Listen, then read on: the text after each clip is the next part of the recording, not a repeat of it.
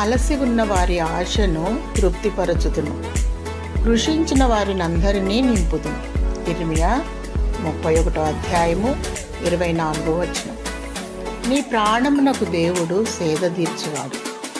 బ్రతుకు బాటలో అలసిపోయి సొలసిపోయి భారముతో, అప్పుల బాధ చేత, అనారోగ్యముతో కృంగిపోతూ, ఏ ఆదరణ లేక ఎటూ తోచని పరిస్థితిలో కొట్టుమిట్టాడుచున్నావు కదూ.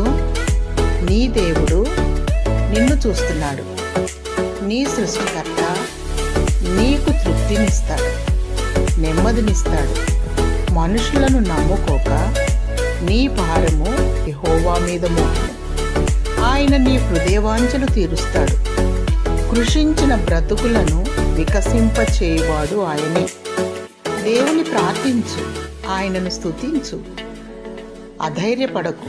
దేవుడు నీకు తృప్తిపరిచి ఉజ్జీవమును, సకల దీవెనలు నీకు దయచేయునుగాక. ఆమేన్.